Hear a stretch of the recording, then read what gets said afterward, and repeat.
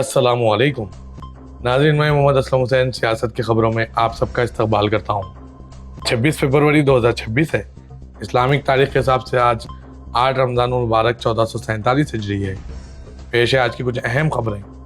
मुल्क में तालीम का निसाब तय करने वाली NCERT के निसाब में अदलिया में बदउनवानी के हवाले से एक पूरा बाब शामिल किया गया है, जिस पर तनाज़ा खड़ा हो गया है। मामले की संगीनी को महसूस करते हुए सुप्रीम कोर्ट ने NCERT क्लास 8 की सोशल साइंस की किताब में अदलिया में बदउनवानी से मुतालिक मवाद का खुद नोटिस ले लिया है। सुप्रीम कोर्ट के चीफ जस्टिस सूर्यकांत ने NCERT की किताब में अदलिया में बदउनवानी से मुतालिक बाब पर सख्त बरहमी का इजहार करते हुए कहा कि वो इस मामले का खुद नोटिस ले रहे हैं। किसी को भी इस बात की इजाजत नहीं दी जाएगी कि वो अदलिया को बदनाम करें। चीफ जस्टिस ने कहा कि मैं किसी को भी इदारे को बदनाम करने की इजाजत नहीं दूंगा। National council of education research and training यानी NCERT ने आज जुमेरात को माफीनामा जारी कर दिया और अदलिया के एक बाब में नामुनासिब मवाद और फैसले की गलती पाए जाने के बाद अपनी नई जारी करदा क्लास 8 सोशल साइंस की निसाबी किताब की तकसीम को वापस ले लिया। एक प्रेस बयान में NCERT ने कहा कि सोशल साइंस की निसाबी किताब society India and beyond exploring volume 2 class 8 के लिए 24 फरवरी 2026 को जारी की गई थी। ताहम निसाबी किताब मौसूल होने पर यह देखा गया है कि कुछ नामुनासिब मवाद और फैसले की गलती नाराजिस्ता तौर पर हमारे चैप्टर में दाखिल हो गई थी। सोसाइटी महकमा स्कूल एजुकेशन एंड लिटरेसी ने भी ऐसा ही मुशाहिदा किया और हिदायत की कि अगले अहकाम तक इस किताब की तकसीम को सख्ती से रोका जाए। NCERT ने कहा कि इसकी तामील की गई है। वज़ीर-ए-आज़म नरेंद्र मोदी ने सोशल मीडिया प्लेटफॉर्म इंस्टाग्राम पर तारीख रकम कर दी है। आज जुमेरात को वज़ीर-ए-आज़म नरेंद्र मोदी इंस्टाग्राम पर 100 मिलियन फॉलोवर का संगमेल अबूर करने वाले दुनिया के पहले लीडर बन गए। यहाँ तक कि अमेरिकी सदर डोनाल्ड ट्रंप भी PM मोदी के करीब नहीं है। दरअसल PM मोदी ने 2014 में मेटा के प्लेटफॉर्म इंस्टाग्राम से जुड़े थे। पिछले 10 सालों में इनका अकाउंट आलमी लीडरों के दरमियान सबसे ज्यादा इंगेजिंग डिजिटल ऐप्स में से एक बन गया है। PM मोदी के इंस्टाग्राम फॉलोअर की तादाद अमेरिकी सदर डोनाल्ड ट्रंप से दुगनी है। उत्तर प्रदेश के मुजफ्फरनगर 2013 के फिरक़ेवाराना फसादात से मुतालिक कुटुबा गांव के अहम मुकदमे में मुकामी अदालत ने 25 फरवरी को 32 मुलजिमीन को सबूतों के फौदान की बुनियाद पर बरी कर दिया। एडिशनल डिस्ट्रिक्ट एंड सेशन जज मंजुला भालोटिया ने 13 साल तक जारी रहे तवील समात के बाद यह फैसला सुनाया। अदालत ने कहा है कि इस्तिग़ासा इल्ज़ामात को माकूल शक से बालातर साबित करने में नाकाम रहा, इसलिए मुलजिमीन को शक का फ़ायदा दिया जाता है। ताहम इस फैसले के बाद मुतासरा मुस्लिम खानदानों में मायूसी और इस्तिराब की कैफियत पाई जा रही है, जो गुज़िश्ता एक दिहाई से ज़ायद अरसे से इंसाफ के मुंतज़िर थे। सुप्रीम कोर्ट ने आज झारखंड के वज़ीर आला हिमंता सोरेन के खिलाफ मनी लॉन्ड्रिंग की रोकथाम के कानून के तहत जारी समन की मुबैना तौर पर जानबूझकर अदम तामील करने पर ED की तरफ से शुरू की गई फौजदारी कार्रवाई पर रोक लगा दी। अदालत उज़्मा में chief justice of India Suryakant और जस्टिस जो एमालिया बागची पर मुश्तमिल बेंच ने समन की मुबैना खिलाफ वर्जी पर ED की तरफ से दायर की गई शिकायत पर चीफ जुडिशल मजिस्ट्रेट रांची के सामने कार्रवाई पर रोक लगा दी। काबिल जिक्र है कि ED ने सोरेन के साथी के खिलाफ एक रिपोर्ट दर्ज कराई थी, जिसमें मुबैना तौर पर 86 एकड़ जमीन से मुतालिक दस्तावेजात बरामद किए गए थे, जिसकी वज़ीर आला हिमंता सोरेन को बताया गया। मनी लॉन्ड्रिंग के कानून के तहत रिपोर्ट दर्ज की गई और तहकीकात के दौरान हिमंता सोरेन को ज़ाती तौर पर हाजिर होने और मुबैना जमीन के बारे में बयान देने के लिए समन जारी किया गया। ताहम वो पेश नहीं हुए और आखिरकार इन्हें 31 जनवरी 2024 को गिरफ्तार किया गया था। उत्तर प्रदेश शिया और सुन्नी सेंट्रल वक्फ बोर्ड को जम करने से मुतालिक दायर मफादनामा की अर्जी पर समाअत के दौरान इलाहाबाद हाई कोर्ट की लखनऊ बेंच ने अर्जी टेक्निकी बुनियाद पर खारिज कर दी। हम अर्जी गुजार वो उत्तर प्रदेश शिया सेंट्रल वक्फ बोर्ड के साबिक चेयरमैन वसीम रिजवी को ये रियायत दी गई कि वो अपने असल नाम के हलफनामे के साथ दोबारा अर्जी दाखिल कर सकता है। समाअत के दौरान अदालत ने नाम और मजहब की तब्दीली से मुतालिक भी सवालात उठाए और हिदायत दी कि सरकारी रिकॉर्ड में दर्ज नाम के मुताबिक ही दस्तावेजात पेश की जाए। उत्तर प्रदेश में शिया और सुन्नी सेंट्रल वक्फ बोर्ड की अलग-अलग तश्कील को चैलेंज करते हुए एक मुफादनामा की अर्जी दायर की गई, जिस पर इलाहाबाद हाई कोर्ट की लखनऊ बेंच में जस्टिस राजन राय की अदालत में समाअत हुई। अर्जी में मौक़िफ़ इख्तियार किया गया कि वक्फ एक्ट 1995 की दफ़ात के मुताबिक रियासत में 2 अलग-अलग मुस्लिम वक्फ बोर्ड कायम करने की कानूनी बुनियाद मौजूद नहीं है। अर्जी गुजार वसीम रिजवी का कहना है कि पूरे मुल्क में उमूमन हर रियासत में एक ही मुस्लिम वक्फ बोर्ड का काम कर रहा है। ताहम सिर्फ उत्तर प्रदेश और बिहार में शिया और सुन्नी वक्फ बोर्ड अलग अलग कायम है। रियासत उत्तराखंड में फिर एक मर्तबा खुली जगह पर नमाज पढ़ने वाले की पिटाई का वीडियो वायरल हो गया। उत्तराखंड में नमाज अदा करने पर एक शख्स पर हमला किया गया।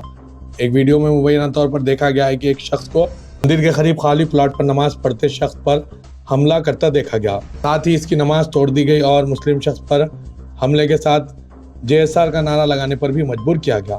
मंदिर कमेटी से मुबैना तौर पर वाबस्ता अरविंद शर्मा और नामालूम अफराद के पुलिस ने एक केस दर्ज कर लिया है।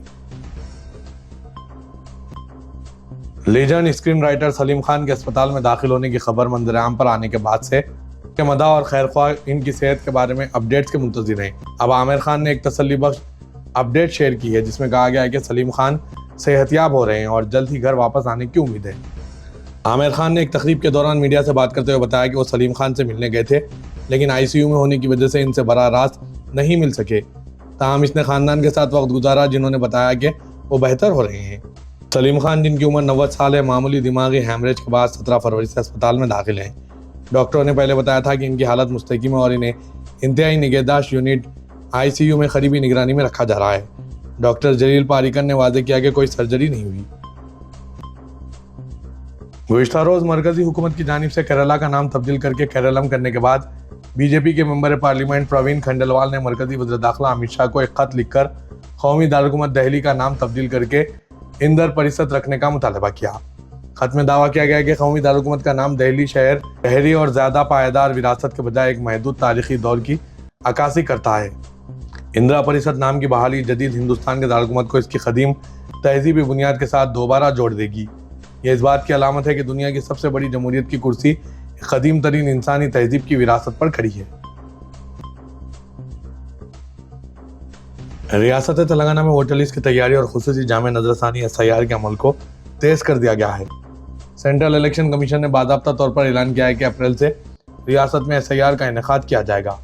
इस तनाजुर में अगर मुनासिब सबूत पेश न किए गए तो वोट बनाने के लिए सख्त क़वानीन नाफिज किए जाएंगे। हुकाम पहले ही पेशगी इंतजामात में तेज़ी पैदा करते हुए वोटर्स की तफसीलात जमा करने पर तवज्जो मरकूज़ कर रहे हैं। आदाद व शुमार के मुताबिक 2002 में रियासत में 2 करोड़ 20 लाख वोटर्स थे, जबकि ताज़ा तरीन फहरिस्त में यह तादाद बढ़कर 3 करोड़ 40 लाख तक पहुँच गई है, यानी 1 करोड़ 20 लाख राय दहिंदों का इजाफा हुआ है। इस पस मंज़र में 2002 की फहरिस्त राय दहिंदगान का 2026 की ताज़ा तरीन फहरिस्त से मुआवजा न किया जाएगा और फहरिस्त में तब्दीली लाई जाएगी। बूथ लेवल ऑफिसर यानी BLOs और बूथ लेवल एजेंट्स यानी BLAs इस अमल में कलीदी रोल अदा करेंगे और इनके जरिए वोटर लिस्ट मैपिंग जारी रहेगी। यूनाइटेड मुस्लिम फोरम ने तेलंगाना में फ़िरका परस्त सरगर्मियों में इजाफे पर तशवीश का इजहार किया है और हुकूमत से मुतालबा किया कि मजहबी हम आहंगी को मुतासिर करने वाली तंजीमों और इनकी सरपरस्ती करने वाले अनासिर के खिलाफ सख्त कार्रवाई की जाए। फोरम ने कांग्रेस हुकूमत के दौरान मसाजिद और दरगाहों को निशाना बनाने के वाक़यात पर तशवीश का इजहार किया और कहा कि हुकूमत की जानिब से खातियों के खिलाफ अदम कार्रवाई के नतीजे में हौसले बुलंद हैं। सरसला ज़िले के अमलावाड़ा में दरगाह शरीफ की मुंतकली के नाम पर इंतजामी कार्रवाई काबिल मजम्मत है। फोरम ने कहा कि अगर इन वाक़यात को रोका नहीं किया गया तो ये एक ख़तरनाक नज़ीर कायम रहेगी। फोरम के जिम्मेदारों ने कहा कि वो ठोस इक़दाम के जरिए मुसलमानों का एतमाद बहाल करें। कांग्रेस पार्टी के सीनियर कायद और नामपल्ली इंचार्ज मोहम्मद फेरोज खान ने रमज़ान मुबारक के दौरान तकरीबन 50,000 रोज़ेदारों के लिए इफ्तार और ताम के इंतजाम का अहतमाम किया है। फेरोज खान ने सियासी मकसद बरारी के बजाय किसी तशहीर या ऐलानात के बगैर 30 दिन में रोज़ाना किसी एक इलाके में इफ्तार और ताम के इंतजाम किए हैं। अल्लाह ताला की खुशनुदी हासिल करने और इंसानियत की खिदमत के जज्बे के तहत नामपल्ली असम्बली हल्के में फेरोज खान रोज़ाना एक मुकाम पर दावत इफ्तार में शख्सी तौर पर शिरकत करते हुए रोज़दारों से मुलाकात कर रहे हैं। इफ्तार और नमाज मगरिब के बाद वो रोज़दारों के साथ ताम में शरीक हैं। फेरोज खान ने अखिलत अकामती स्कूल सोसाइटी के तहत हुमायूं नगर में वाक़ अकामती स्कूल के तलबा के लिए इफ्तार का एहतमाम किया। तेलंगाना के ममलावाड़ा में राजा राजेश्वर स्वामी मंदिर के तरक्याती व तोसी कामों के सिलसिले में रियासती वजीर इंडोमेंट कोंडा सुरेखा ने तफसीलात से मीडिया के नुमाइंदों को वाकिफ करवाया, लेकिन इस प्रोजेक्ट के लिए दरगाह की शहादत के सिलसिले में कोई बयान जारी नहीं किया गया और ना ही रियासती वजीर अखिलती बहबूद मोहम्मद अजरुद्दीन ने इस प्रोजेक्ट के लिए दरगाह की शहादत पर कोई रद्दअमल जाहिर किया। बल्कि सह रुकनी कमेटी की तश्कील के नाम पर मामलात को लैत व लाल का शिकार बनाने की हिकमत अमली इख्तियार की जा रही है। महकमा अखिलती बहबूद के अहदेदार और तेलंगाना वक्फ बोर्ड के अहदेदारों की जानिब से भी दरगाह हजरत सैयद बाबा ताजुद्दीन सवार रहमतुल्लाह अलैह की शहादत के मामले में महकमा इंडोमेंट से इस्तफसार करने से भी गुरेज किया जा रहा है। अफजलगंज पुलिस ने भारतीय जनता युवा मोर्चा के सिटी प्रेसिडेंट नितिन नंदकर के खिलाफ इश्तेहालंगेज तकरीर करने पर मुकदमा दर्ज कर लिया। शिवाजी जयंती के मौके पर नंदकर ने जामबाग इलाके में बगैर इजाज़त जलसा मुनक्किद किया था। 19 फरवरी को शिवाजी जयंती तकरीबात के दौरान नौरंग जूस सेंटर के करीब नंदकर ने सड़क पर स्टेज नस्ब करके 250 अफराद की भीड़ से खिताब करते हुए ट्रैफिक में खलल पैदा किया था। इतना ही नहीं बल्कि एक जमात की नौमुंतखब कॉरपोरेटर के खिलाफ भी मुतनाज़ा बयान दिया। पुलिस अफजलगंज ने इस सिलसिले में एक मुकदमा दर्ज करते हुए तहकीकात का आगाज किया है। सदर कुल हिंद मजलिस इत्तेहादुल मुस्लिमीन व रुकन पार्लियामेंट हैदराबाद असदुद्दीन ओवैसी ने वज़ीर-ए-आज़म नरेंद्र मोदी के दौरे इजराइल पर तनकीद करते हुए कहा है कि गाजा की नस्लकुशी को हमेशा याद रखा जाएगा। असदुद्दीन ओवैसी ने सोशल मीडिया प्लेटफॉर्म एक्स पर लिखा कि वज़ीर-ए-आज़म के दौरे और एक जंगी मुजरिम को गले लगाने से, जिसके खिलाफ वारंट है, फ़लस्तीनी अवाम के लिए हिंदुस्तान की देरीना तायीद से दगाबाजी हुई है। उन्होंने कहा कि शायद वज़ीर-ए-आज़म के दौरे के बाद अमेरिका ईरान पर हमला करेगा। असदुद्दीन ओवैसी ने सय्यनियत मुर्दाबाद भी लिखा।